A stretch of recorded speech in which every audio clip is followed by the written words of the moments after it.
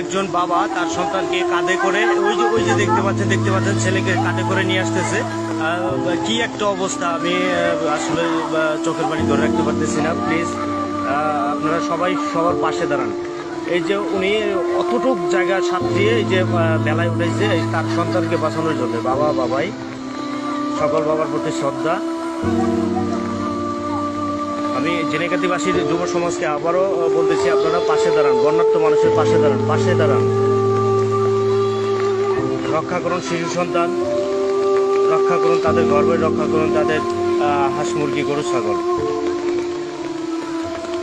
দেখতে পাচ্ছেন প্রায় 1 কিলোমিটার সাঁতরিয়ে যে এই বাবাটি তার সন্তানকে নিয়ে আসছে।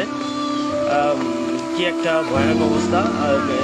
বেলাটি একটু দূরে ছিল বিদায় পারলো না। এই আর কতজন আছে? আল্লাহ, এই তাড়াতাড়ি যা। এই পোলা বান্ডে আগে নেয়া।